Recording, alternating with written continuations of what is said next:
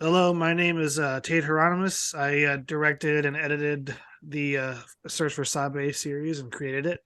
Willow Creek, California, Hey, my name is home Jonathan to a Easley. collective I effort have a a page, a channel variety of called TV YouTube, and movies a YouTube filmed channel called Western across Bigfoot the state Exploration, and centered around I'm mysteries. in this. I'm on this Even trip though this and might not experience the be things that something you're we about to film so watch. often, many people And I'm return Ron to it Reed, because they and find it I'm difficult, featured although heavily in the engaging, to SABE try to find series evidence because I went that along with Tate proves for a lot of people that, know the and Sasquatch. also did the Is narration Bluff Creek for still as active the as first it four used to be back episodes. in the 1960s and So yeah, 1970s? it's Is there kind of still had a to do skeleton this out there? this commentary Or for this are series these because like researchers as you guys know, just there was tales of so the much we unseen? did and there was so much that didn't make it into the final edit.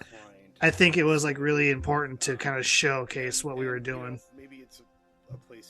This was a week-long trip, right? We were out here over a week, I believe. Maybe 10 days did we do? Yeah, You guys might have done a couple more. I think it was like 10 days or something like that. Correct. Yeah, Yeah. Yeah. You got some great people on your interviews here in this. Like this is Bart Catino right here. He's speaking about if activity, if the Sasquatch still roams these mountains here in Humboldt and Del Norte counties. And he has a lot of experience up here. He's one of those guys that's been doing it for like 20 plus years with all the old school guys like Cliff Barrackman and all that stuff. Yeah, Cliff is a good dude. So is Bart. With his own personal experiences in the yeah, it area, was cool to see and Damon come back possibly out. coming back to Bluff Last Creek, couple of years we've been out to given Bluff what he Creek. heard He's during an he's been expedition, awesome. His is a fine example level-headed of how research tech has comes been really together good to for help. us. He catches a lot of things. And he comes out with the right resources to do the job. And we're all on a budget, and it's cool to have Damon kind of figure out some different configurations um, to do research with his thermals and his drones and stuff. So I saw him back there too, and just wanted to make a point that it was really good that we had him come along. He had the presence of mind to Correct. um, record some of the things that we could have been better at capturing ourselves. He went out with um, the plaster cast. The possibilities of what Easily. could have been Yeah, are endless, but Tate feels that something was thrown at them to scare them off. But without actually seeing what did it, it's hard to say. One thing Tate is sure about is that the activity they observe lines up with Sasquatch behavior. And for that fact, Tate comes out here yet again in July of 2022 to meet Got with other got to keep going out researchers to and this place, investigators. man, because there's just so much that For the happens, and first night of the I, expedition, you kind of showing that audio from last year, which would yeah. be well, not last year, but 2021. proximity of their Hmm. Um, camp due because to like the that was like the unexpected most occurrence significant I've of ever this had expedition. experience in Bluff Creek going up there, and then we had to film all this stuff to Yeah, kind of. it takes it up a notch, this 2021 follow up. That's one thing that's weird about Bigfooting. Like, we have all this experience. We had this crazy experience. Well, now it's 2 years ago, in Laird Meadow, where we heard those knocks all around us, and it was unmistakable. And then you come back with these like high expectations, but you have to keep reminding yourself, like, you know what? It's highly possible that absolutely nothing is going to happen. And we've been out there where nothing happens and it's completely quiet. So sometimes you get lucky with stuff, and sometimes you don't. And here you got sometimes you get unlucky, like Damon here, who got a flat, and you guys are all changing his tire. What time of night was this? I can't remember. Do you remember? It couldn't have been too late, right? We got out pretty quickly after the sunset. Or was that the night that you and I like crashed hard in our cars? Like So not actually crashed, but like we fell asleep I like can't really remember. bad. We were saying something like we'll get up in like an hour, we'll take an hour and a half nap. And then we woke up like 6 hours later and it's the middle of the night. Like that happened to us once, was but I that don't was it that first? It was that first night, I think, or the second it night. was it was there, it was up there with the with Kip at the RV. I remember that. Like it was at I that think that camp. was the night that I got there because you guys were there a Yeah. day longer than me. I got up there and everybody was crashed out and like nobody would get up. And I had just gotten there. I'm like wired. and Yeah. everyone's asleep, and you And guys we were slept we were till trying to. I want to say 10. I want to say you guys slept till like 10 or 11 p.m. or something like that, maybe. Was that the weather, the night where the weather kind of came in, the rain, Yeah. the Yeah, fog? yeah. Yeah, okay. Mhm. But this is the night before, and where'd you guys choose to sit? This Where was where the Jeep broke down, where the tire went flat. this was Hmm. heading down towards Laos camp, maybe Yeah. like maybe a mile away or two from the cell site area. Hmm. So that's kind of where So we for those were. that so for those that don't know, you have what's called the cell site area, which is the only place in that entire region that you really get reception. And it's a big open spot. Kip takes his RV up there somehow. Like I drove up there in my RAV4, barely made it, and was like, you get to this giant RV in a truck, and it's like, how did he do that? But it's a little cutout. It's above the Patterson Gimlin film site. Okay, so if you take the road from the cell site all the way down, you'll get to the berm before the Patterson Gimlin film site. You can also go to Louse Camp. That's where you guys are at. You, Just you, painting a picture for those folks that haven't been. you mentioned that's like one of the only areas you can get cell service, right? Did you say that? Correct. Okay, I didn't know if you Hmm. did. I didn't know if you said Yeah. that or not. Yeah. But No, the And even at that, it's like very little. what's the sound? What was that? Was that a fawn distress call that we played? Or no, the it was crying babies, it was right? a crying baby. That's Yeah. right. And so for people who don't know, the only light that's illuminating me, like sometimes, is like if the camera, the screen is flipped open, that light from the screen on the camera might be illuminating, but otherwise, that all you're seeing is IR light. This is pitch black. Yeah. Like it's dark, and then right in front of Ron and I So is you see a the steep cliff. Like right, it's a steep cliff right in front of Yeah. us. We're along this unpaved wilderness road that kind of cuts into the ridge, and we're Yeah, just kind of there looking at the across from the drop off, wondering if we'll hear something from the opposite end or something down in the valley, sound carrying up. So, but yeah, it was quiet that night. That's why, I'm kind of watching myself, wondering if I had dozed off at all, because we are sitting in the dark and there's no sound, and you're trying to tune in around you, but I don't know. I'm a sleepy Bigfooter a lot of the times. I keep finding myself sleeping, but as a response, as a response mechanism, um, that's why I always roll the audio. In fact, when Damon first started getting the tools out to fix his flat, the first frame you see of me is me getting the audio to kind yeah. of ensure that if anything happens, we might catch it on with the sound, you know. Well, it was funny the night before this night, I filmed it, but it didn't make it into the episode. It showed us. It was just me and you alone at the cell site because this is when uh Hip was still parked at the road because that tree was blocking it. So we Yeah, hiked to the cell site, and you ended up falling asleep like on the ground right there. dude, I fell asleep most nights. I think. Yeah. I think about it. I mean, you got to figure like all of us get there the same way, no matter where they come from. And here you have people from sometimes it's people from all across the country, Like Hmm. I drove like 11 hours and you get there and it's like night and you drove all the way here and you're in this line and it's like, do I go to sleep and just get a good night's rest? You're already sleep deprived. You Hmm. Yeah. spend that entire week sleep deprived because you're so excited to just spend all night out on the roads and stuff like that. And you take like cat naps like from 10 to 12 a.m., and sometimes you're sitting out there on the road and, it's pitch black. Like these guys can't see each other here. You can barely make out like a silhouette. And sometimes I always laugh at the night vision faces. Like you know Yeah. like no one's looking at you, right? No one can see your face, so you're like with your eyes closed just sitting there like this, like listening, and You're like, everyone has a weird night vision face. it's funny because like this wasn't even the darkest night out there. I think it'll show it later, but it was when you joined us for the third night. That was the darkest night on the 12 and 13H. Yeah. Mhm. That was easily the darkest night there. the whole time. Yeah. And Well, I'm so You're wondering talking if about that that was a washout new night? moon or something, because Hmm. I'm wondering if the moon phase was becoming lesser and lesser while at the same time the fog's rolling in and blocking the Yeah. starlight, It, because I that think that's last what night, happened that night. Yeah. the last night that I was there, it was a night that, and everybody was just beat.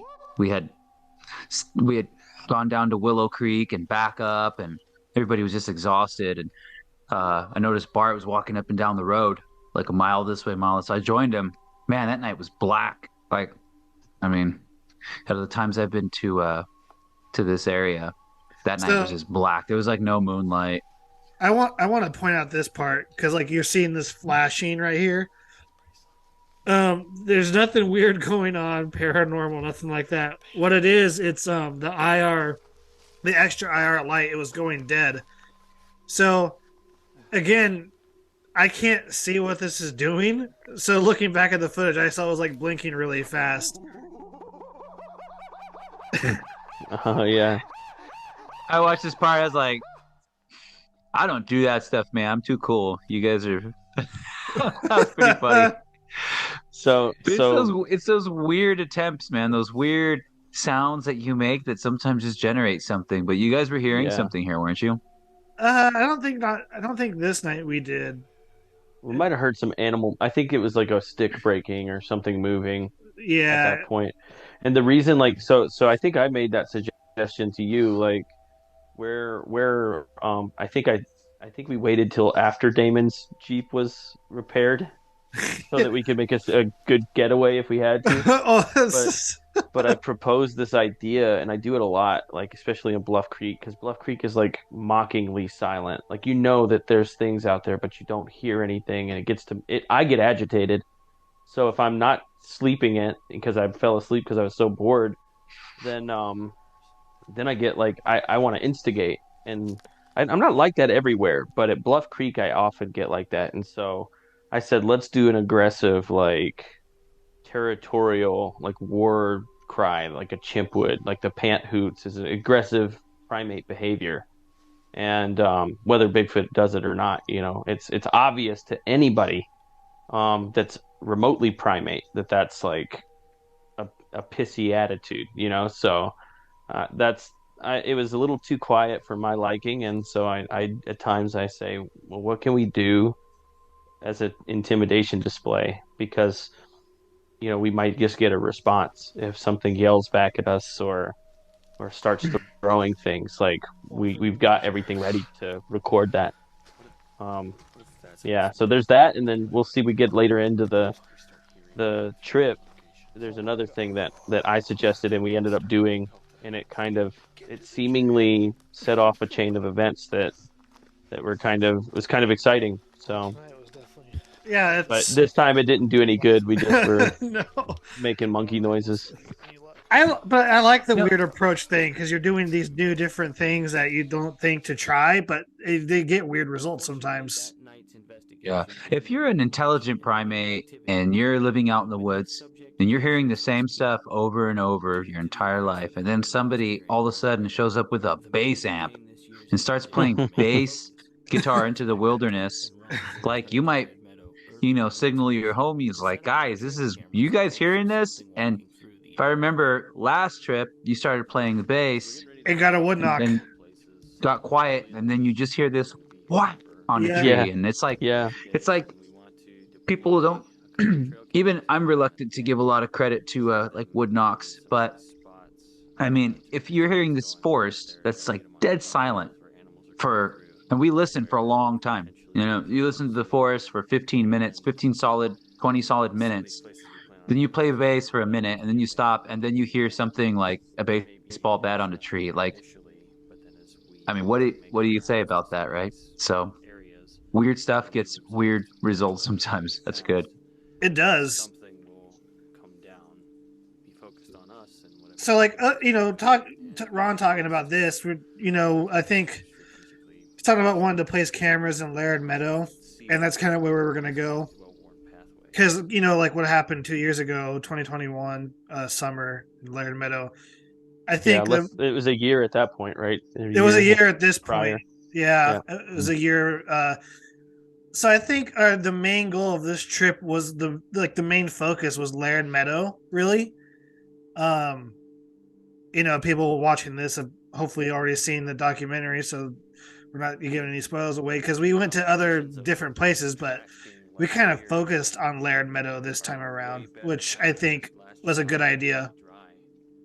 And now we don't have to worry about that. Like there's 2 years in a row, it plenty of hasn't money, disappointed. a lot of No, Yeah. potential, and that's the type of weather you would have around October. A lot of that rain comes in up here around October and ends the fire season, and it makes sense that these type of wet conditions are probably the conditions that Roger Patterson found his tracks. Ron, were you filming? 64. No, I don't think so. I think I paused it at that Yeah. point.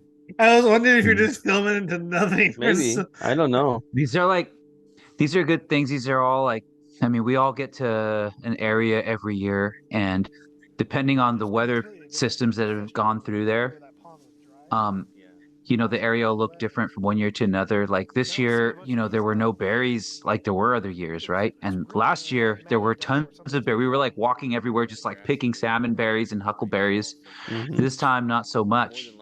Everything looked a little different. Like if the late season got there early or just summer, it was just off. So we're just making observations here, trying to understand at what point in the summer the forest is as far as vegetation and You know, water on the ground and crap like that.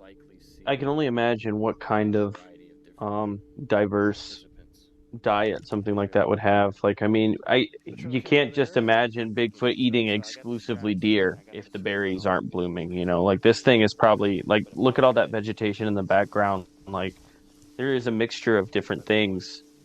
And each of them could have their edible capabilities, you know. And just the fact that one year will be really wet and the next year will be really dry, and you just won't have certain food sources one year to the next. So it's kind of like a salad buffet where something might have to eat something different because something else isn't there. Um, Yeah.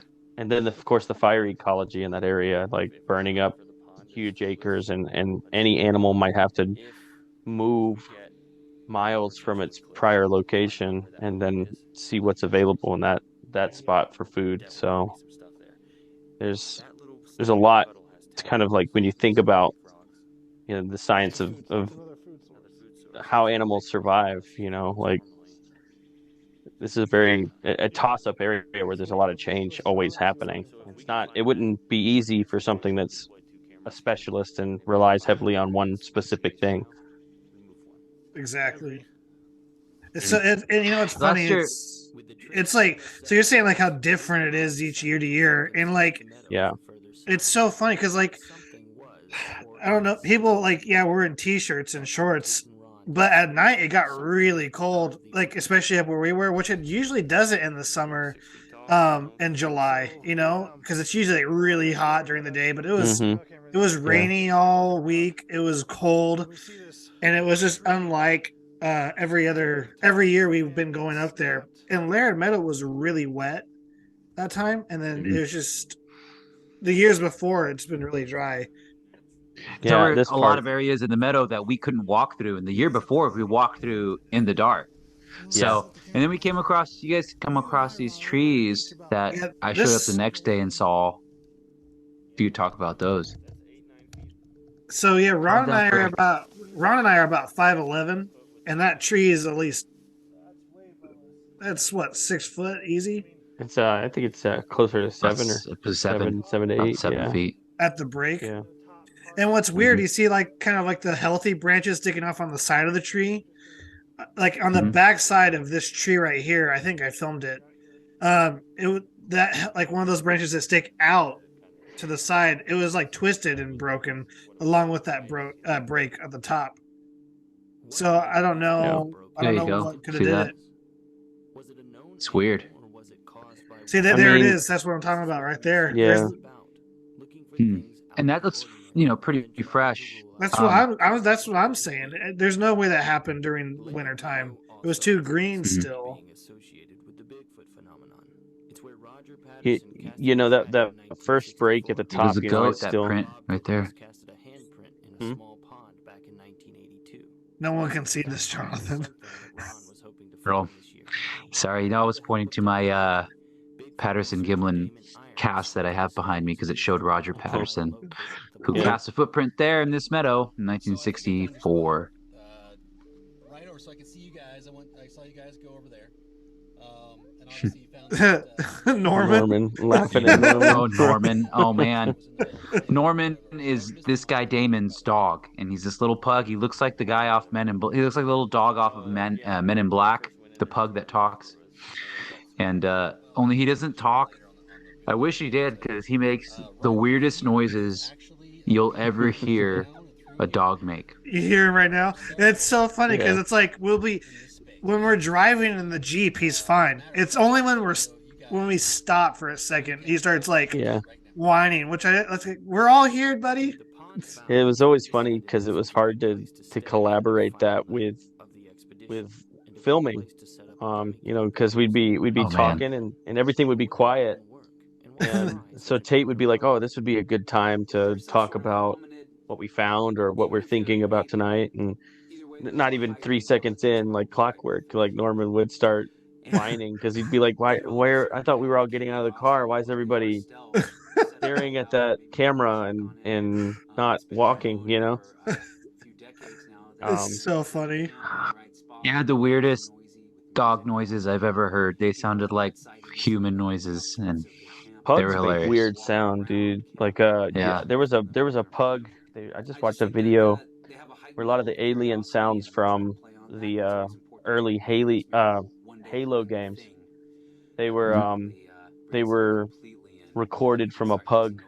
They'd give him treats and stuff, or he'd just talk and stuff, and then they Wow. applied that to the aliens um That's amazing. sounds. Yeah, Yeah.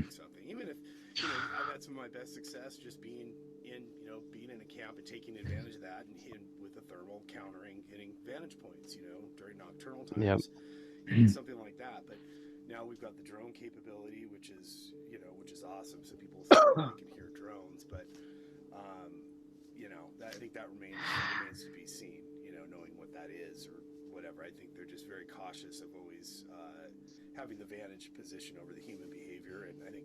Yeah.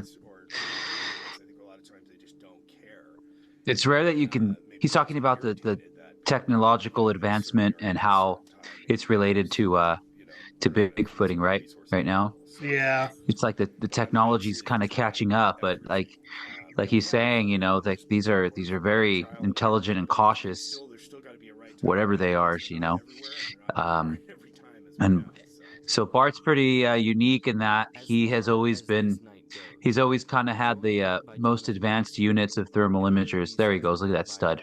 Look at him. Look at him go. It's me. That is kind So of ugly. These there's the guy in the orange jacket and this guy in like that Baja sweater. Those are two cool dudes we met that were just visiting for the night. Yeah, where did they come from? Did they come all the way from LA? Yeah, they're from LA. Yeah, Hmm, that's nice. crazy. It's They a went good up to the drive. down to the Patterson Gimlin site. That's what they did. Yep. Pretty cool. So this is the night that you joined us, Jonathan. Yep. This was it was actually raining this night a little bit. It wasn't like hard rain, but it was coming down pretty good. This was like the test. Like, I just drove 11 hours, pulled up, I'm all wired, and then I took a little nap, and then everybody kind of woke up, and it's drizzly, it's totally foggy, everything's wet, everyone's wet, ground's muddy, and we're like, let's do it. Screw it. What are we gonna do? Did we all come Yeah. here to stay in our cars and stay warm? So we all went there, and it was actually pretty fun, even though nothing really happened on this night. It's always a good experience and good to learn from. And I did record something here with my brand new thermal imager there. Yeah, I want to. So, real quickly, I want to talk about that. But like the teams where it was me and Jonathan, and then it was Ron and Damon, and they were kind of up towards camp a little bit, and we were like going down the road towards the film site a little bit. So this is the 12 and 13H, which is the road that goes down to the berm that goes down to the film site. Just to let people know where that's at. And so, yeah, you filmed something on the therm. This is mad skills right here. People don't know this, but you walk with both eyes open. Put one's on here so you can see where you're going. Walking with both Technique, eyes. baby. Yeah. I have no idea what That part you were, yeah, you're like talking about. You were seeing something on the therm, and It was just this little bright dot that was brighter than anything else, you know. And for those that don't know, with a thermal imager, you're looking at heat signatures. So imagine some fog and rain just kind of soaking everything and making everything the same temperature. Everything looks really dull in your thermal imager, and all of a sudden there's this big bright spot. So I was really curious, and we walked all the way up to it. I think it shows it here in a second. Yeah, right there. There it is.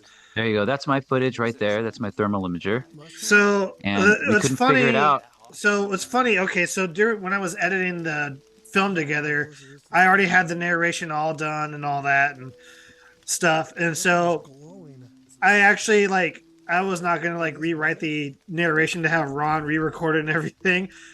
And then I watched the whole video and found out what it was because in the moment when we were filming this, Jonathan and I were trying to figure out what it was. Right? We couldn't figure it out. Like, what could be so hot, so small, right there? Not us being able to see it. Mm-hmm. Turns out it was a bird, and in the thermal video, you can see it fly off.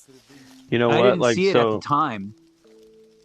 so what? It's interesting you said that because Damon and I, on our way down, because we go down this hill and then we kind of follow you guys in two groups, trying to disorient, or confuse our group size, and maybe something will come around to look at one group while the other group observes it with a thermal. It's like that was our whole mentality. But we filmed a bird as well with my thermal, and so it was a good test. That little bird was like a great test for our thermal equipment because I was able to In wet see weather it like that. roosting. Yeah, it was like roosting right in the plant, and I saw it rotate its head a little bit, and we were able to figure out that there was a bird there. But So that just shows you, if there was a Bigfoot or deer or whatever there, you would see it clear as day in that kind of mhm, weather. It would yeah, stand out like a sore thumb. yeah, and we really got some good opportunities to view you from the high ground. We were able to see you guys squatting, and you could tell which way you were looking. Jonathan would look to the left, and Tate would look over the other way, or he'd be Yep. looking towards us, and yeah, you could really glean a lot of information as to what's going on and what you're staring at through some of those thermal monoculars. Oh It yeah. was funny. I'd look one way, which was like kind of north, and it was just like done. It was like I couldn't see anything, and I'd look back, and I could see you guys like about 150 yards away, walking up. It's pretty cool. So the weather patterns changed from looking one way and looking the other way. Yeah, Trip out. this was it's funny, yeah, this night kind of sucked because of the rain, but I wouldn't trade it for anything. This was fun. It looks miserable and stuff, but this is this is the essence of what it's like to be out in the field. Yeah, I was gonna say there's definitely it took a couple of nights for us to go full Bigfooter, I feel. We started, we started getting into the swing of things with radio and splitting the group. Now that we have a group, there's a four man group and two different, split groups or whatever. We're covering a little bit more ground. It's starting to feel like we might have a chance of making some discoveries. We started to get some animals observed on the thermal, this is kind of the night where for me our investigations after dark started to feel like they could be yielding, like there was potential. Because we came out and we were both kind of weary from all the driving the night before, that first night, and that's where I fell asleep out on the road there. And Well, then the following night, we were kind of distracted by what was going on with the Jeep and the tire, and we didn't make it to where we'd really planned on going because so we tried to make a makeshift attempt from the side of the road there, but yeah, this night we said let's do this, and then we did that, and you know Yeah, I it showed up just it so excited, dude. I showed up so excited. I yeah, was like, "Hey, let's go. you brought Let's the go, hype. guys. Let's I go." feel like you brought the hype because It's just it when you go felt to Bluff different when the Creek. gang was all there. Oh, I know what you mean, man. Yeah, yeah. well, like I Um, think it definitely helped that Jonathan had all that energy because Yeah. people didn't realize Ron and I we drove from the east coast of the United States practically, and we've been on the road pretty much. Like the first night was like the night we made it after like 4 days of driving, Yeah. and that's when you were so tired you fell asleep. And the second night was with Damon, and like you said, the third night I think is when we kind of got our footing and kind of got a hmm stride and everything, and it was like okay, we have a Yeah. pattern now.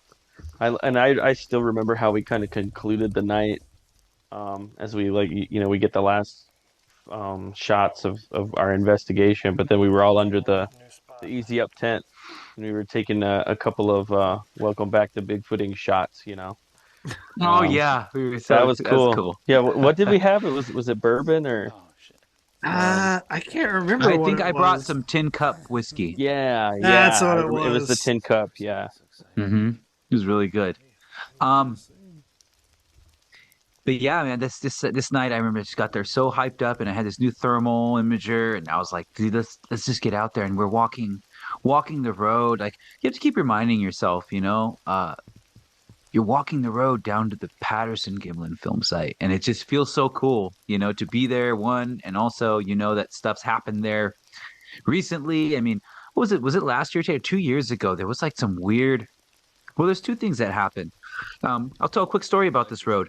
Um, my second time in Bluff Creek, I went with two other guys, Lewis and Alan, and we drove down and we're going to meet Robert Lederman at the berm. And as we're driving down, I see Robert Lederman for the first time. And, I've always wanted to meet this guy. It's really interesting. And I pull up to him and I go, hey, I go, Robert, I go, I'm Jonathan. And he looks at me and he goes, did you see the bear? And I go, no, I didn't. A bear? No. And he just looked frazzled.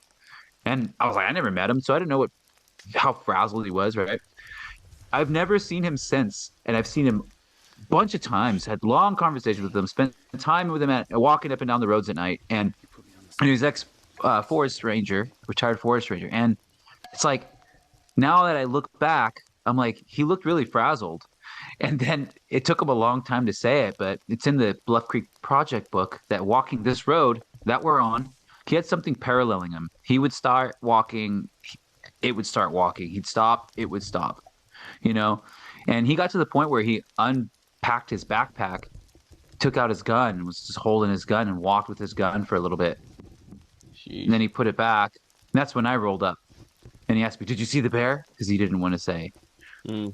did you guys see anything weird? And be that guy. Yeah. But Yeah. it took him like a year to tell me this. that was So Wow. that's that on was this road, and that's a pretty recent story. And that's the same a night later, something pushed a tree over right it was over that same Tate night. and Jamie. It Yeah, was it was that same night. It was that same night because I met you for the That's first right. time, and you guys were already Mhm. going down, and so Jamie and I were camping because there was a group at Scorpion Creek, and then you, Alan, and what's his name again? Lewis. Lewis We were down at the film Patterson site, Gimlin film site, and camping then there, and you guys were right above us, like way above us, like I had thousand I had my some feet. cousin, and my dog, and we were in my That's right. truck at the berm with Jamie, and then Jamie comes to me, he's like, "Hey, a bear just pushed a tree over." I'm like, "What?" Identical to So Mhm. last year. Barrett just pushed a tree over a little bit after You know what? uh, Ranger Robert Lederman had a very interesting experience. It So. must have been at the same distance. And yeah, and so like you said, the film site, this is the road to it. Like literally, we're a direct shot up the hill from the film site. Mhm. Easy. Yeah, a lot of weird stories in this place, Look at that, you can see the shine because there's so much moisture in my beanie. You can hear the rain kind of falling. I Yeah. think what is unique about this because every time we do the Bigfooting, we get in national forests. There's seldom driven roads. You find a lot of footprints alongside these national forest roads and stuff. Um, but I think this one is a little bit of a different walk. It feels like it could have so much more potential because in that area there's a lot of closed, bermed up Forest Service roads that are still viable pathways for animals, and that's why we thought like let's get in there and walk along the several different lines of the web that spreads out from here. So a lot of people are thinking, okay, they're doing a road walk, but this one was a little bit different because we were going up, we were going down the main road, which is still active, but then we're also like filtering out into some of these other little offshoots. But I think this night we only knew of one or two, and then we There discovered was more in the daytime. there was no it was during the day before this night. You discovered that one road, an old road, just an offshoot of the 12 and 13H. Yeah, And yeah, that's where you and Damon went down to start off. yeah, We explored around there the next morning after this. You yeah. told I me about it, and remember, I'm and like, then let's go. yeah, and then I took I think I took you up there, Tate, to Yeah, see some of the more of the areas. We revisited that like on the tail end of the trip. I remember we kind of went back and tried to look around a little bit more. we hiked back. I think, We hiked back in there and saw like another old road further back in. yeah, Mhm. These old roads are the roads that they obviously used to use, the old logging roads, or forest roads as well. And it was kind of neat because you can tell that, I mean, there were parts where we were like, dang, this is kind of weird. Like there was this big, footprints and areas that look like bedding and stomping and not Bigfoot stuff, but like you can tell elk, deer, lion, anything. Like, I mean, it was just a heavily used area. Like you can tell it's been walked over, not by humans, by animals. And unfortunately, nothing messed with the glow stick that was set out to entice whatever might be lurking around after the calls and knocks were done. But as a new day approaches, the team decides to head back to Laird Meadow for another time and The, did not come back until Damon's rolling in some poop, I think, over there. Oh yeah, yeah. So there was bear poop right there, and we're all focused on this tree. And I turn around and I see Damon's dog just totally rolling all over the bear shit, the bear poop. He's just rolling and squirming in it all over the place.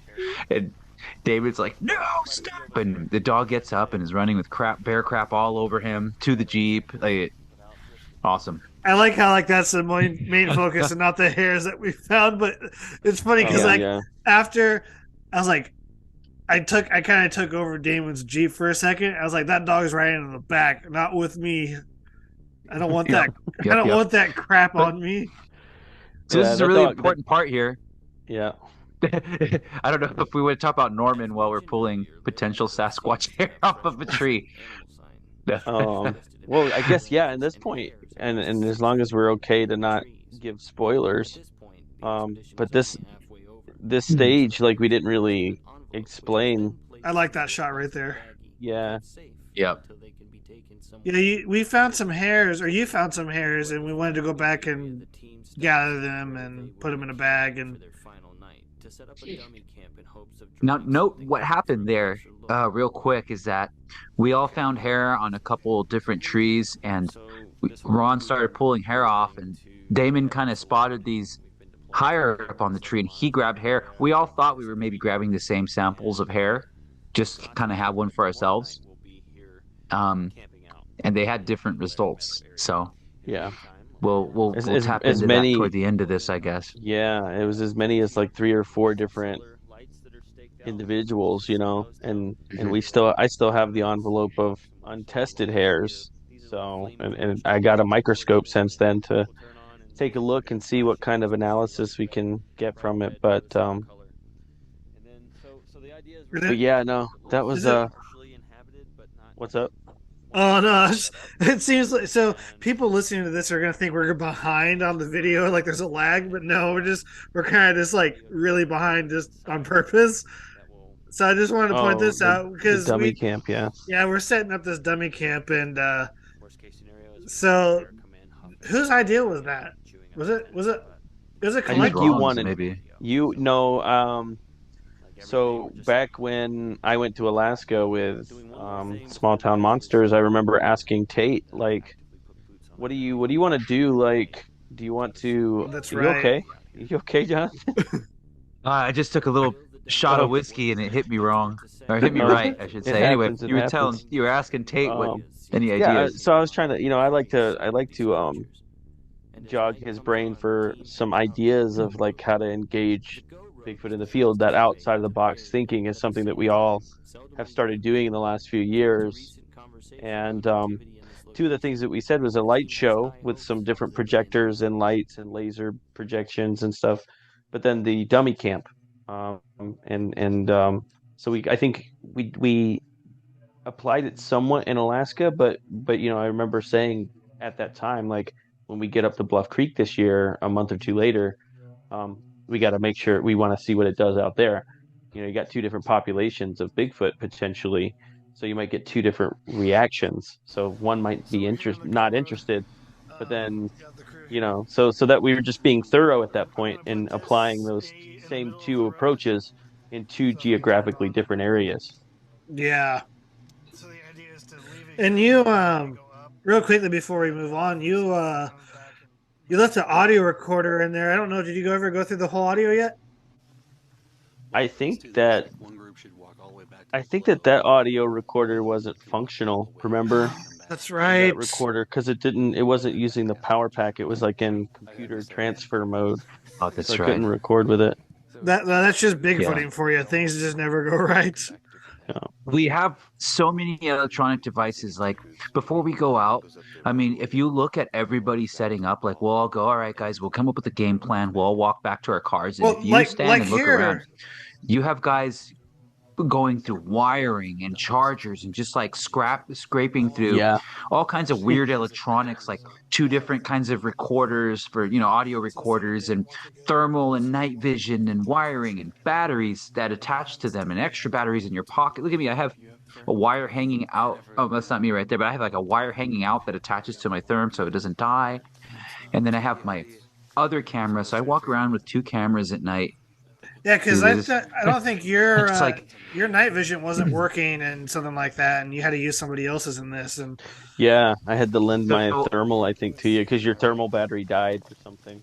correct. That's how I found out that it has an 8 hour runtime, but it's not. I'm sorry, 8 hours of battery life. But so I mean, like if you just leave it off, it turns off after 8 hours too. It runs out of battery, so it's just. Anyway, and I that found that like hard lesson out that night. besides like setting up cameras and wires and batteries and stuff like the aesthetic I wanted to do in this episode is kind of show what it's like to be in the field. And there's a lot of things like before nights you can see it's like, oh, should we, do you guys want to go with each other, who do you want to go with, and like should we just call each other on the radio, because that's what we were talking about a second ago, and then we kind of split up and did our one separate thing. And so with this it was just me, Ron, and Steven, and then you and Damon took the Jeep up the road, So actually. Right. yeah, so this part, there's a really pretty interesting part going on here. So This was a weird night, man. at this point, I'm walking and it's almost zero light. The thermal is really like illuminating everything, but I'm walking to the far right side of the road, and I'm out there. It's like night four. We've been bigfooting. The gang's all there. It's exciting now. Like, and I mean, it was fun before, but it was like we had gone down and like responding to some hot topical discussion about the go road and the potential out of there, and so we're there, and I'm at this point. It's really zero light, no moon or anything like that. But I start seeing what we end up putting focus on later. I've already seen what looks like footprints along the road, but I don't have a light. And so I'm not giving them any attention. I'm thinking that's my overreactive imagination. Like you're just seeing dark shadows that look, you know, look mysterious or something like that. And it wasn't until like the walk back when we turned around, right? Like I think I encouraged Tate to shine his light over there, and then we started looking, at what was there. But we spent so much time walking in the dark, and I kind of like had a 1% assumption that maybe I was looking at something of interest, but we walked right by it. And then Yeah. it wasn't until we boomeranged back that we took a second look, and then things started to the pace of the night started to change a little. So that was It, all. Yeah. That was a near miss. That was a near miss. One of the most interesting things that happened on our trip. Hmm. The I reason we were almost there, disregarded it entirely. I think so. The reason we, I think isn't the yeah. reason we wanted to go there is because I remember telling you guys that I think during the 50th, my dad and I were there, and then Terry and then Steven, who you see here with me and Ron.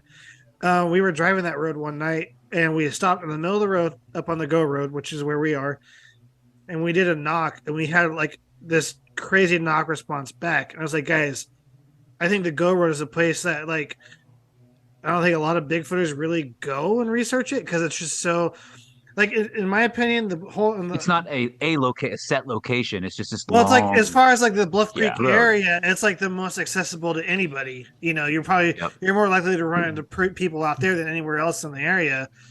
And so I just wanted to go try it out because I had success in there before. Maybe it's a good area we might get. I mean, I was think. that was that what you were thinking, Jonathan? Yeah, yeah. Well, the thing was is that there was a gentleman in camp, right, that we I met, was and gonna he say, was yeah. there with another group, and he started telling us this story how they found either a person that he knew saw something or he saw some weird stick breaks, and he kind of told us it's at this point in the Go Road, and he goes, I don't know, I think that maybe there's something there. So Yeah, I we think went to that area.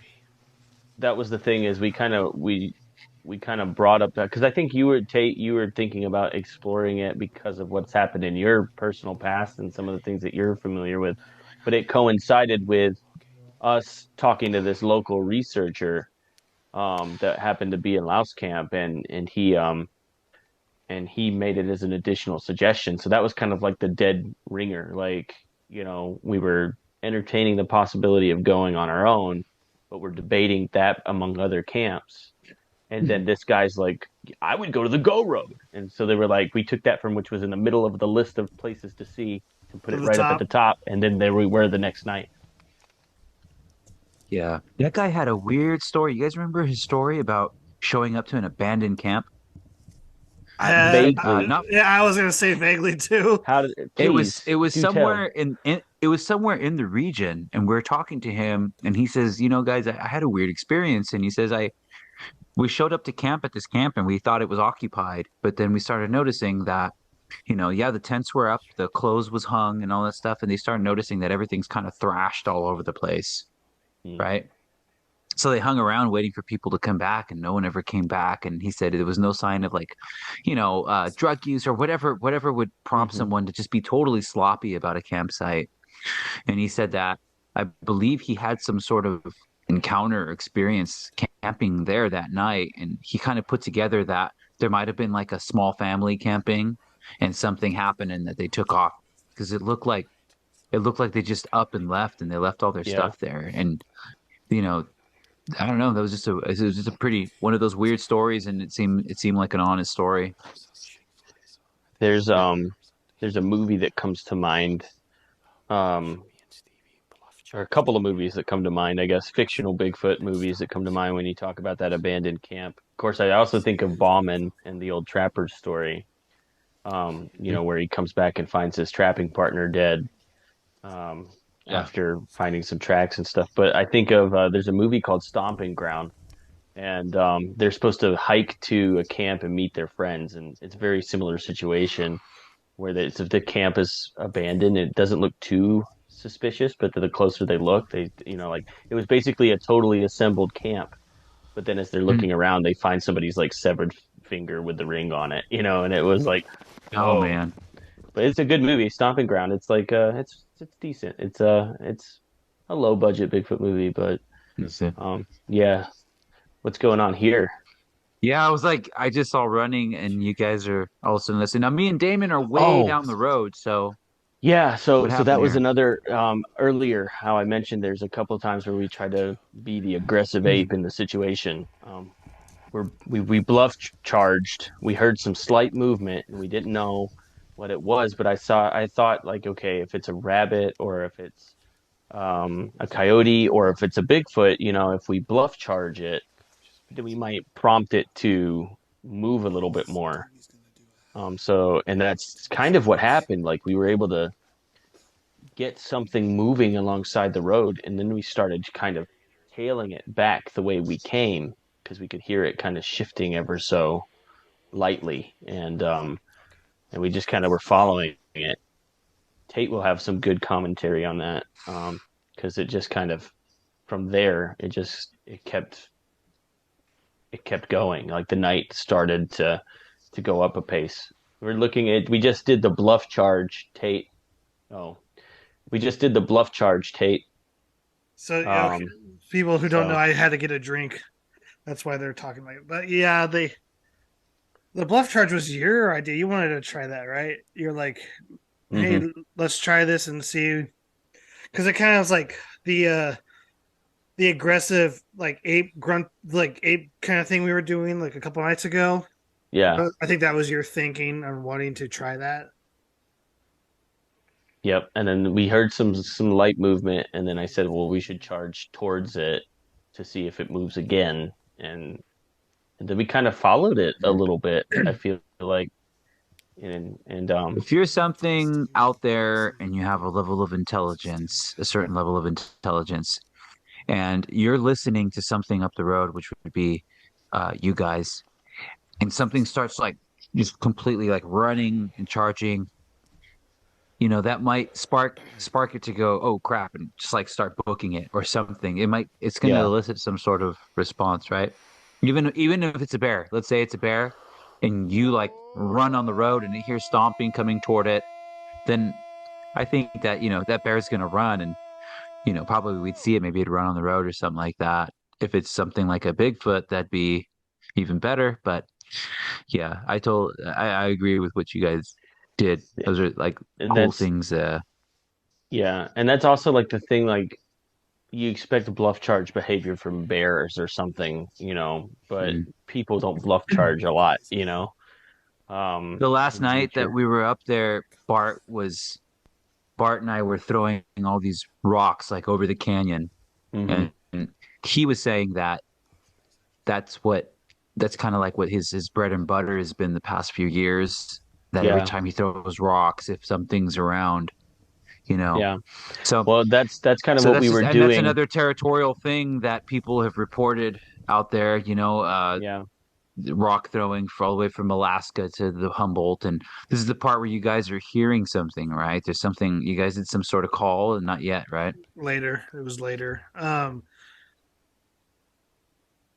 Yeah, Stevie it, does that great call that we yeah, just heard the call. He's got a long, drawn out call that It's funny, right? is Because when you effective. talk Yeah. to Stevie, he's so like he's soft quiet. spoken, He's quiet and and soft he's a spoken. quiet dude. But when he does talk, you realize he has this like really deep voice, and he's this little skinny guy, and he has this deep voice, and he We does kind this of call, and that thing goes so far. I mean, like I know I can't do a call like him. It just goes so far. And at Layered Meadow, that's kind of what tripped it off last year, right? Yeah. His call, yeah, and then after that we got it. yeah, that Like was yeah. that's how it began. And then after that we heard some knocks, and then Yeah. Well, it's but this yeah, combination. This Stevie is does the a good killer call. combination, because you got like here I am. I'm breaking branches. You're hearing the snaps. I'm Mm. shaking the trees.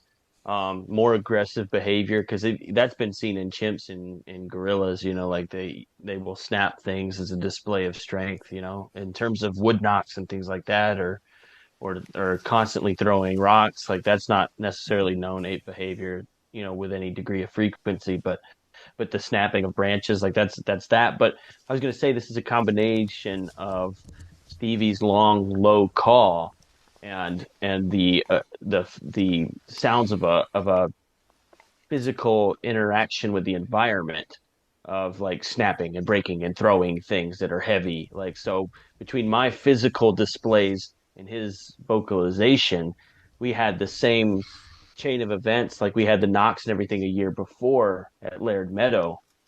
So it was kind of like it. I just noticing it, watching it a second time because this was a weird night in Laird Meadow 2021 was a weird night, and Mm. and it's because we had some physical displays in tandem with his with Stevie's call. Yeah. I think that's the way to go, man. Like splitting up and really spreading out like over a mile and just doing sounds, that would be related to Bigfooting. I was listening to this guy, I think it's Kevin Lewin, and he has a lot of like Roger Patterson's like writings and stuff archived and all that. And Roger Patterson was doing all this stuff that we're doing way back in the day. He was like the pioneer of it, and he doesn't get enough credit. Mm, So he was doing calls, and he was call blasting back in the day, you yeah. know? And he probably figured that out on his own. Like we figured it out from watching people that have been doing it before us and getting responses. Patterson was back in the day doing it. He was like the OG guy, I guess, from And what I was reading about him. real quickly, to not sorry to interrupt you, but this tree, it Look at was like that. it was like those breaks we saw in Laird Meadow, but this tree was way thicker, and like where this was, there was a slope at the root of the tree, and this is probably 6 feet up from the base to the where that break is, easy. I So And have I was no gonna, idea how that happened right there. that's Like, how does that? that's I can, Because you can't put it this way. You can't walk up to that tree. It was hard to walk up to it because the slope goes so steep, right? even a bear. There would And be disturbance in the trees behind it. and look how I would green it think is. It's like so the you could see the inner bark like still sticking up. It was very green. It wasn't like some old break. And that then it's amongst trees that are the same height as it, and the but that tree, snap is right there. to give people an idea of how thick that tree is. It's probably like a Corona beer bottle thickness. Like yeah. I mean, it's Tate like that. measures Yeah. everything by beers. Like Tate measures everything by beers. Dude, I asked him, I was like, how long is your Jeep? And he was like 27 beer bottles, like paps. 20 27 Paps Tall Boys. Yeah, Um, exactly. He you measures know, everything in beers. but what I was gonna say about that is, I think a lot of people think that Bigfoot just comes up and snaps with big muscles or whatever. But I'm starting to think like if I had to break that tree and you were saying, "Hey, I bet you can't break that tree." I think somebody could climb it and it and then from holding up at the top, you could weigh it down and snap it. could be. Because like that's not coming from wrist strength. I don't care how strong an animal is. Yeah, no, Like that thing was if Bigfoot was that It could be strong, like then this. gorillas would be bending the bars out of their cages and escaping the zoo.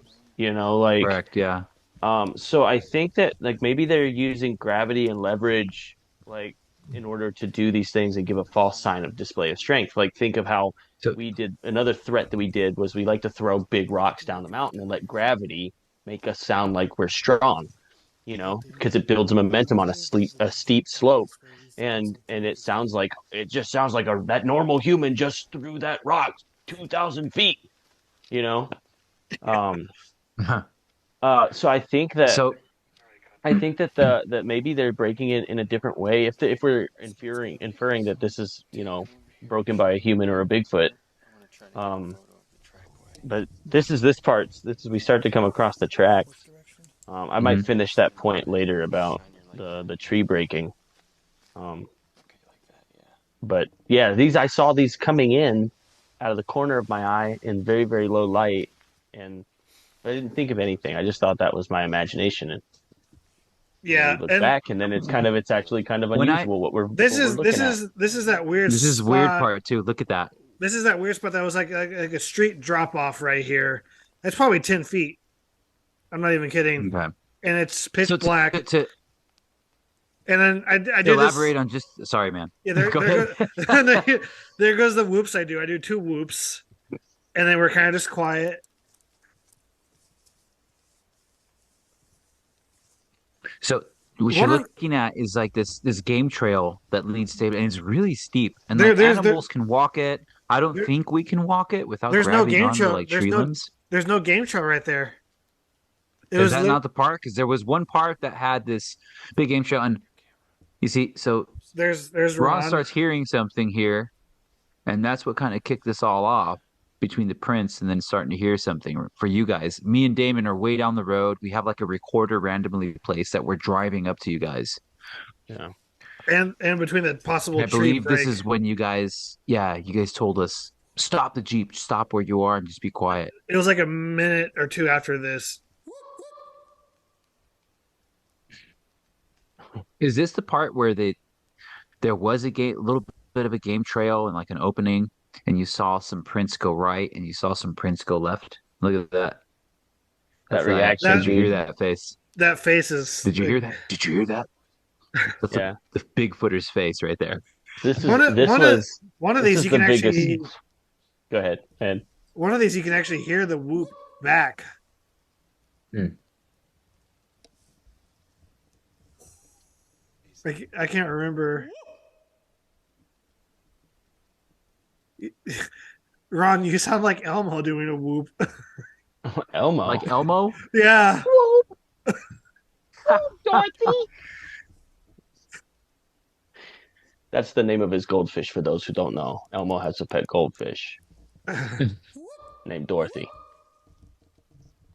Go look for Bigfoot. So this That's was, so did you funny. guys already, I wonder if you guys already told us, like, stop the Jeep, stop what you're doing. We're hearing something, cut the No, engine. because I Not yet. turned you guys radioed me that I turned my walkie off. Okay. Oh wait. I don't think I turned my It was Damon saying something inaudible. I couldn't hear what he just said. So this was the biggest blunder, I think. This I think night because was the biggest blunder for us, I think. Ron and I are We were still we were torn. first of all, we were exhausted. We were running on like all of us are running on like 3 hours of sleep from the night before or something Yeah. like that. And it's already, into the AM here, I believe. Right there. Turn the car off. Yeah, I had a so in the full clip, I sound more like a jerk telling you guys to stop the car. But through the magic of editing, I made myself sound like a better friend. Well, I think I was telling you to tell them, like, yo, they got it. No, or I'm trying to remember what happened. So I think what happened, like, the first blunder was, um, I think it started with the fact that we didn't have thermal and we were hearing something. I had But my thermal Jonathan, though. oh, you had your okay, yeah, and that's right, you were scanning with it. Um, but then, I had Ron's pulsar down the road. yeah, um, but the problem that we had was I had two audio recorders, and I think I only brought one out that night, and I left it at the car, thinking that we would hear something, and maybe could capture it on your camera mic.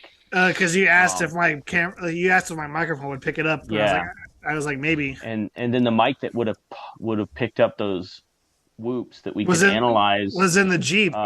It was back in the Jeep, and then when they brought it down, then the It, sound stopped because the car scared whatever away. So I love this shot. Like when I was editing, I was like, I sent this shot to you guys. I was like, the way the light and everything, just I love it. You'll see.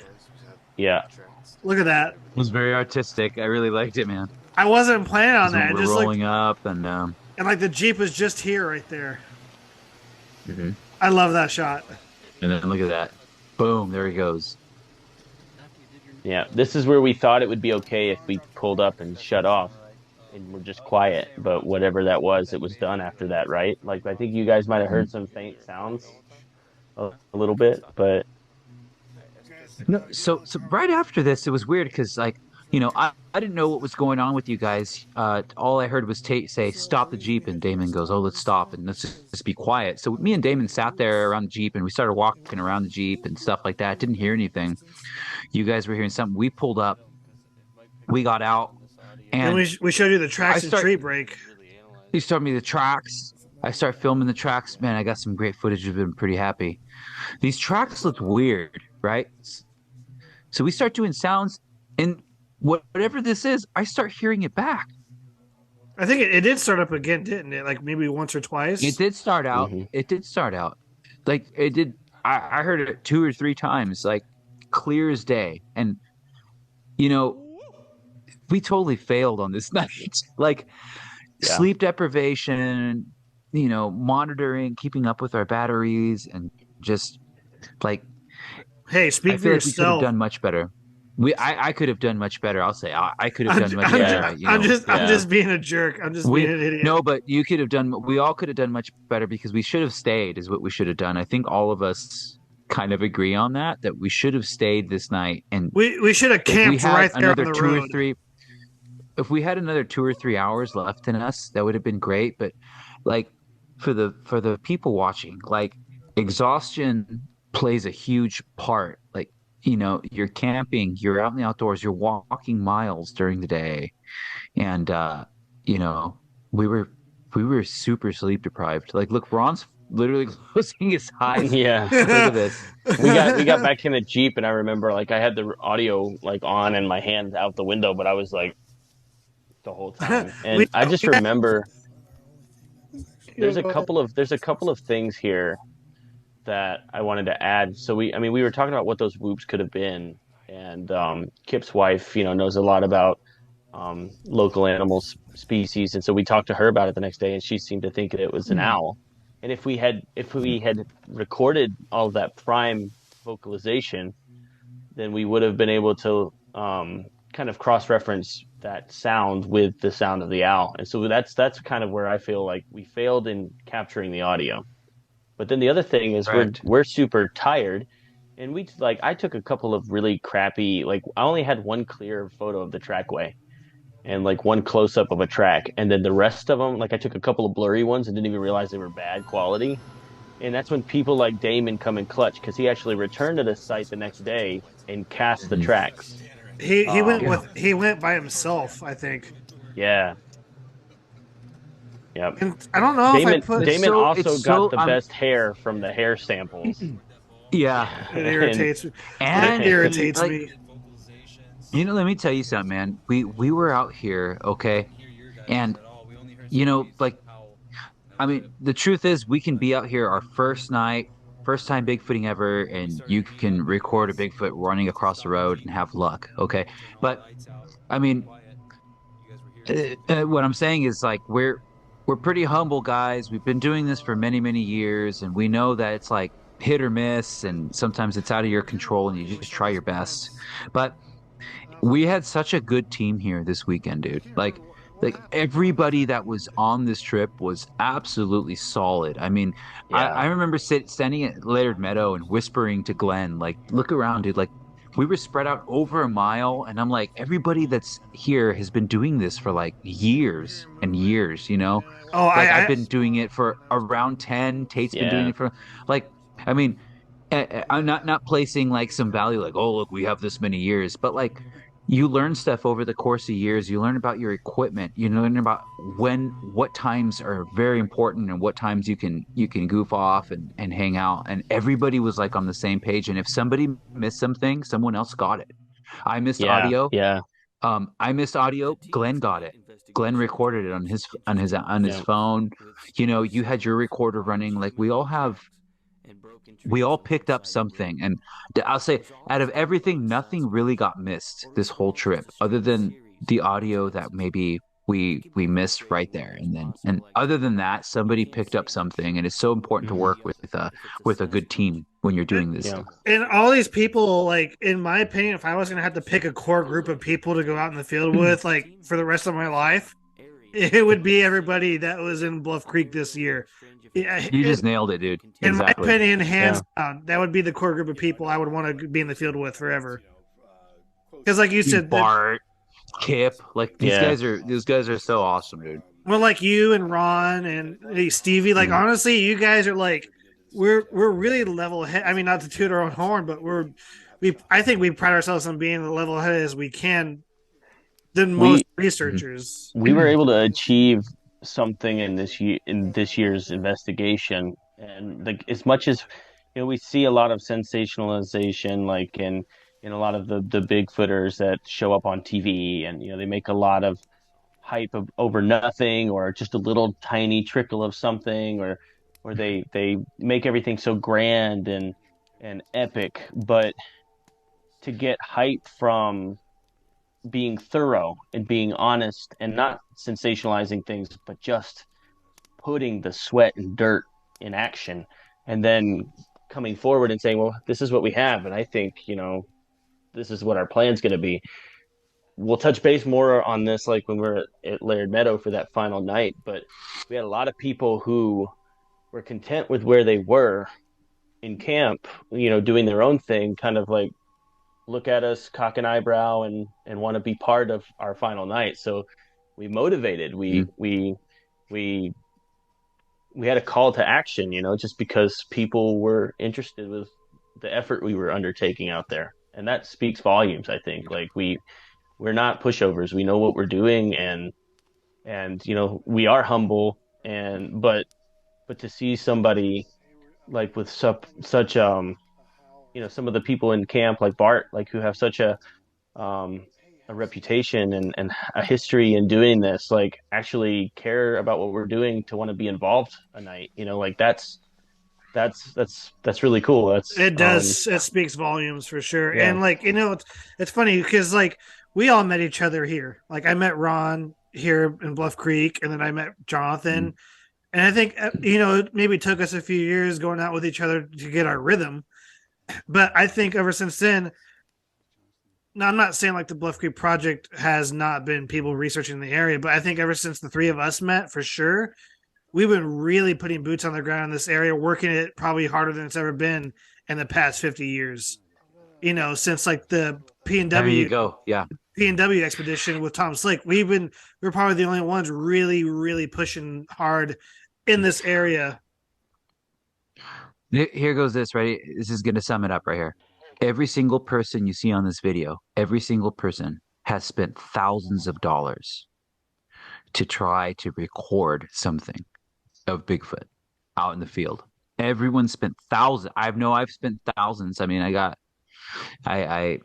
my camera setup just for footage during the day is like $4,000. Not even including gas. Not even including gas money. The equipment to camp and to be safe out there and to stay warm and first aid and you spend a lot of money on camping alone. Okay, just camping alone and all those things.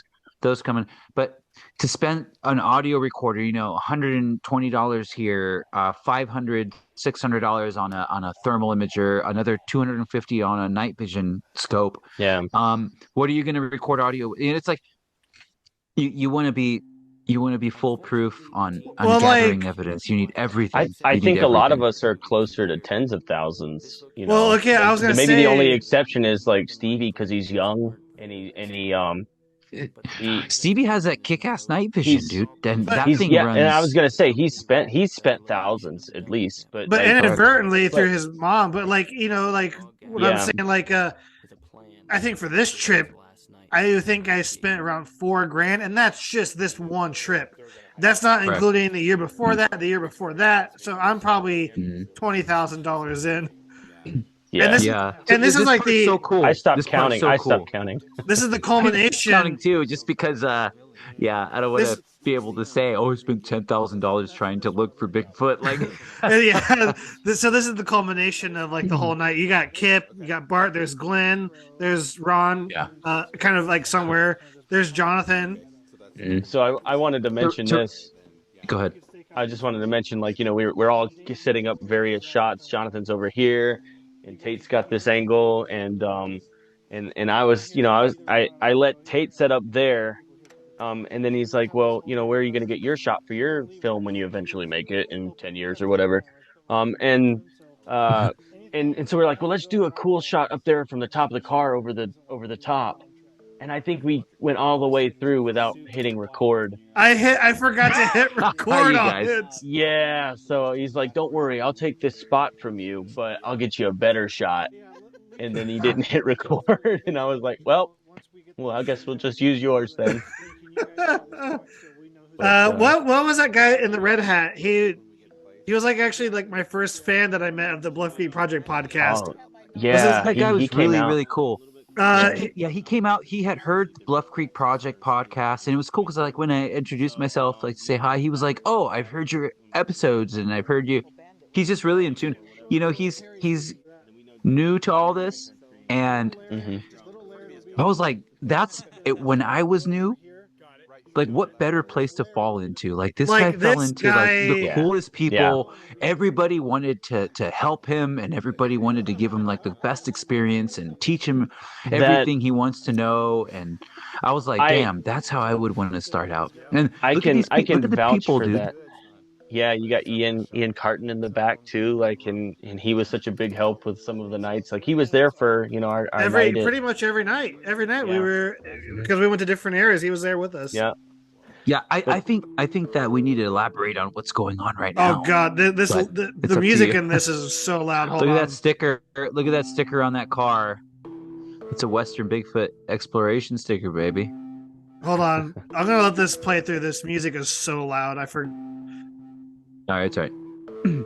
So what we did right now, I don't know if you guys want to elaborate on it, but what we did right now is we had a little meeting and we came up with a game plan. And Tate gets credit for this, man. He had a notebook and we spread people out over a mile over Laird Meadow. Laird Meadow is where we've heard knocks, these weird sounds all over the place last year, right? There's a history to it. And then this year we spread out over a mile in groups of two, right? If some and we were doing sounds from different locations spread out over about what we were doing, 30 I minute think intervals. so. No, so I think here's the plan was, because like I think last year we had a lot of confusion because we thought Ron and Stevie were throwing rocks and they weren't telling us, and we Mhm. were getting all mad. So I was like, Yeah. we were like I this thought they year. went back to the car.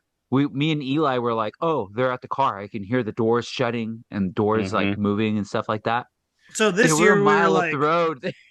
It was not them. So yeah, and so this like year communication was pivotal. Yeah. this year we were like, okay, we're gonna have base camp, which was Kip. It was Kip, Bart, and then that other guy. I'm Oh, blanking this on his part. name. So we had them as like the people that would tell us what to do, and then we were just like say, hey, we did this or whatever, And there was like I think it was like 30, yeah, for like 5 minute intervals, 10 minute intervals between things, and I like believe it was 30 minutes, dude, that Yeah, they it was would half an hit their hour half an hour, they would hit or their plus, yeah. coyote on the slash outlet. They had like a deer in distress call hmm that they'd go. Then we'd do knocks down the way. Then someone else would do knocks. But it was 30-minute intervals, right? that's So we what it were out there was. for a long time. We were out there for hours. And me and Glenn were in the tall grass in Laird Meadow, and we were like laying down in the grass hiding. So everyone that you see here is like kind of hidden and it's pitch black.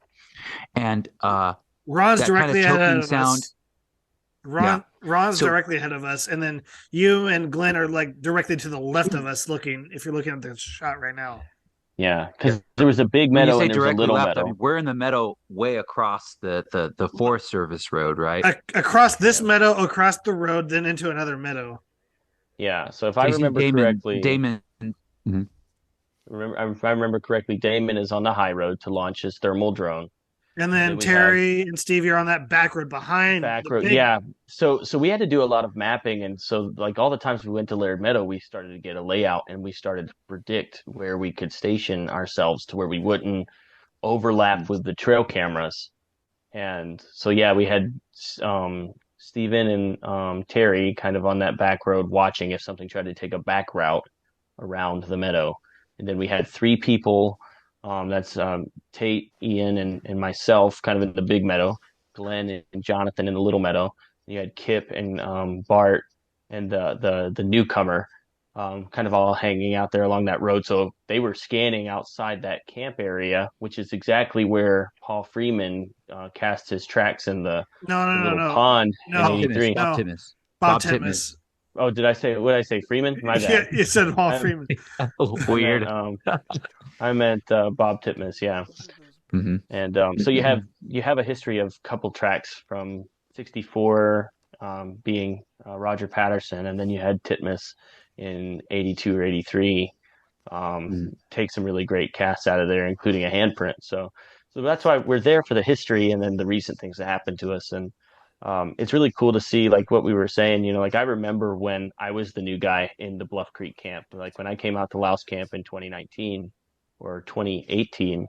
I think it was Um, I met 2018. Tate, but Daniel Perez was there and Kip was there Bobo was and there. Bobo showed up. Yeah, so it was kind of like I fell into this very serendipitous like Bigfooter's life, where the best of the best were there to kind of catch me up to speed at Bluff Creek. And I missed out on that the first time. I didn't make it to the Bluff Creek area. I kind of got stuck around Hoopa and Willow Creek as a kid that didn't have a set of wheels to really explore the backcountry. So that was kind of cool to have all that come later. And so I kind of relate to our friend in the film now, because that very much happened to me earlier, and now I'm one of these more experienced people that can kind of show others the way, and that's kind of a cool um, coming of age story there for me.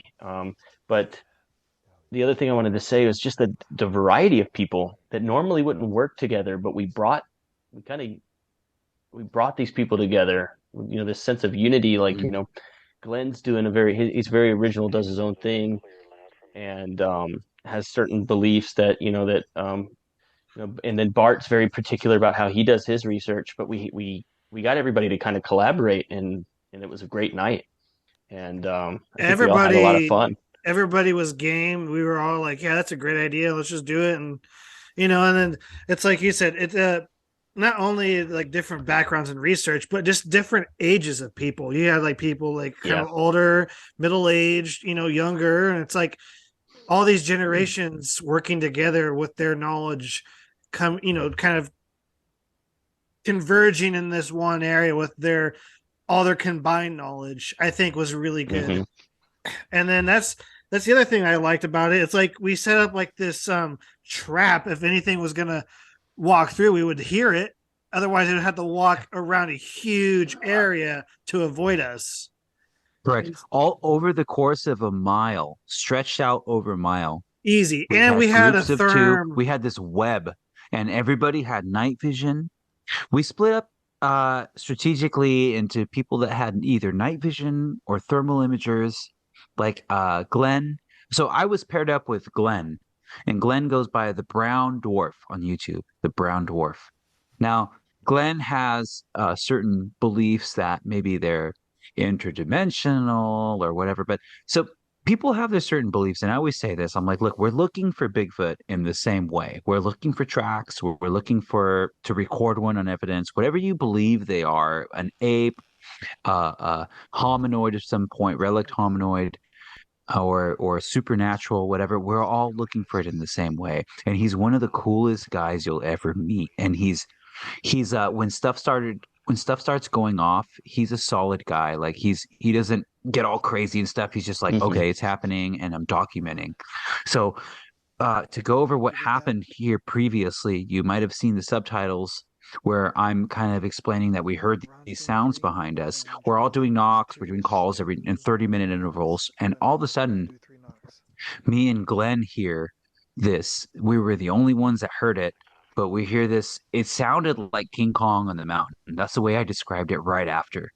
And it was this big yell, and then there were these short yells, right? And then not too long after, there was this choking weird sound.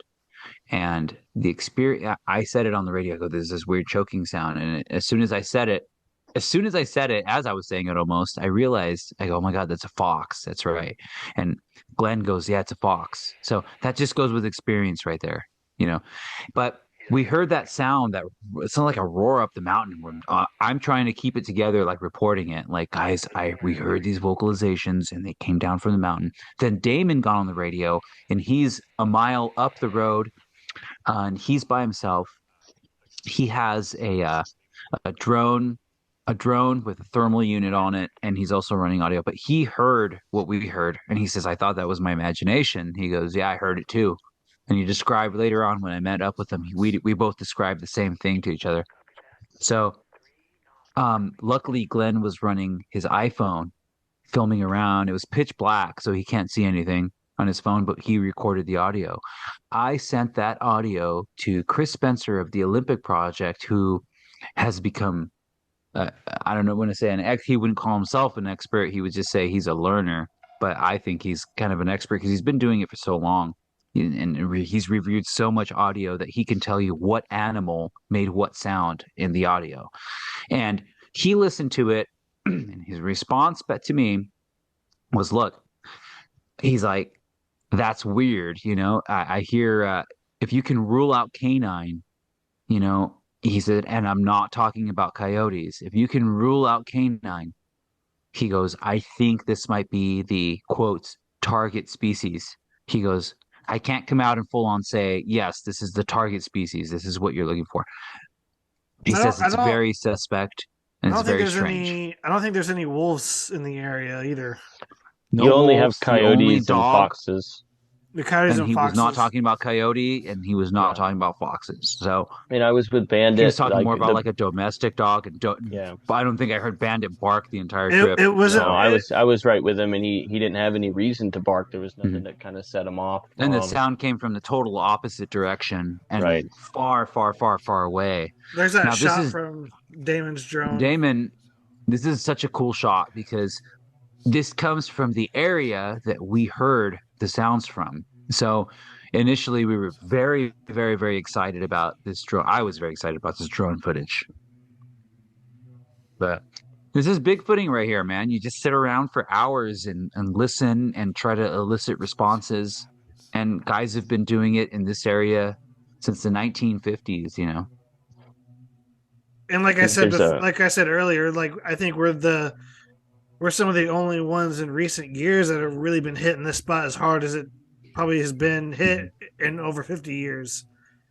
Yeah, And especially in numbers like in we are. numbers, yeah, because and I think that's why that's the reason we all keep getting back to Bluff Creek together to hang out is because we know this place has so much more potential than it's leading on, or that people will say that it has, but because we know what's happened there, we've had our own experiences. I keep going back to 2021, what happened in Laird Meadow. That just goes to show like this place still has things happening, and we're getting results every year, and we get better and better and have different things of drawing these creatures out each time we go out there. Mhm.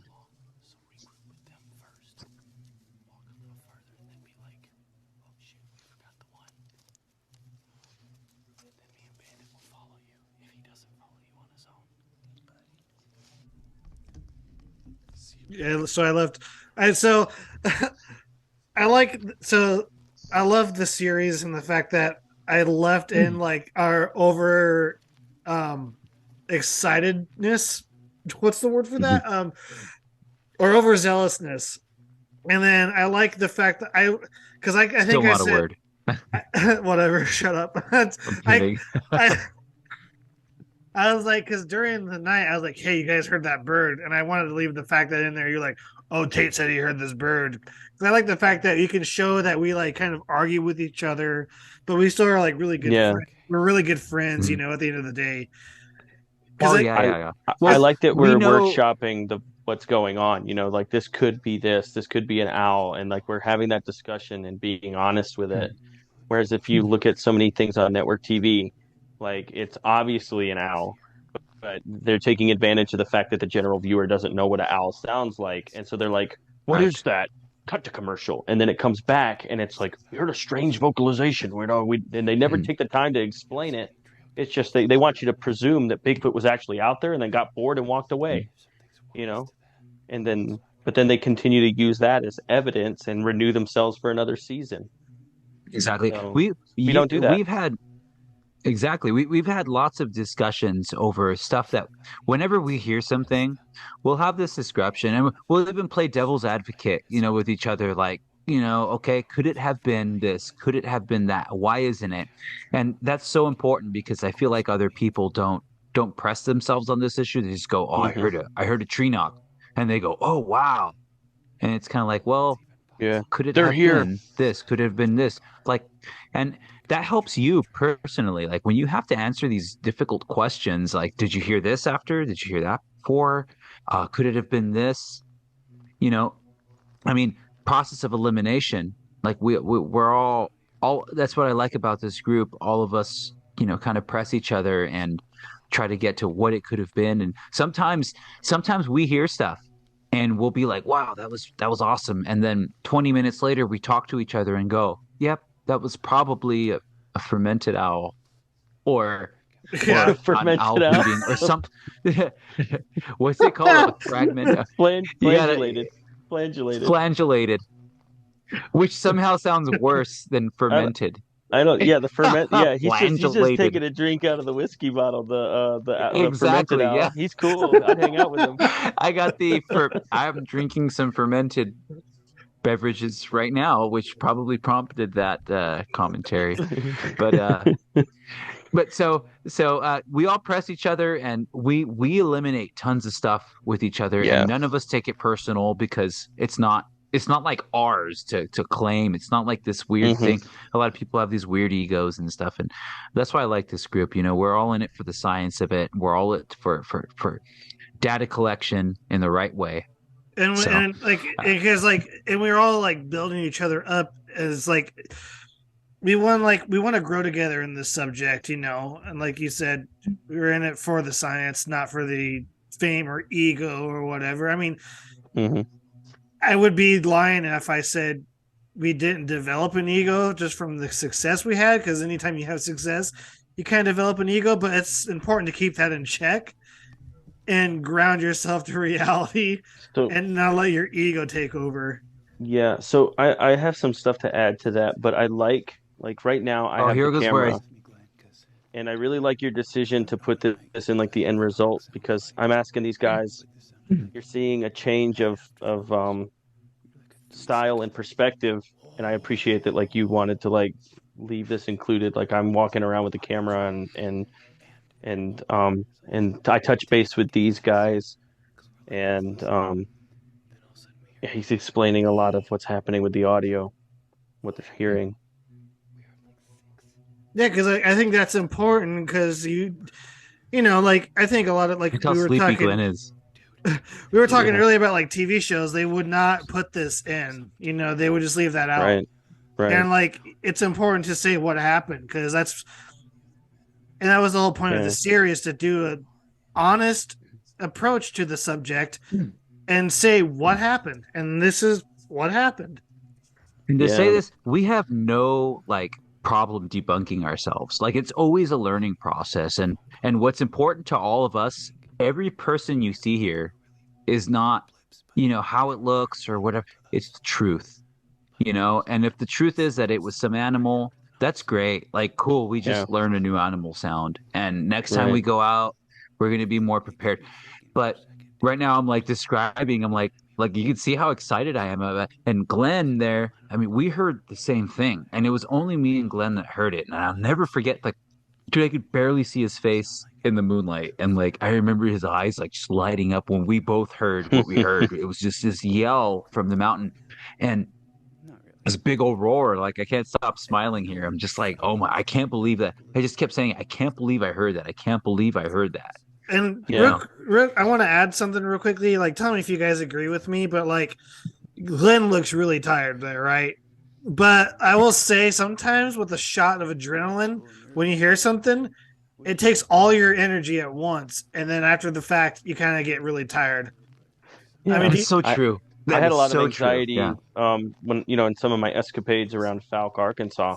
Some crazy stuff would be happening, but then I'd just be like, I get to the point where as soon as I was sure of what happened, I was just kind of like, yo, it's time to go to bed.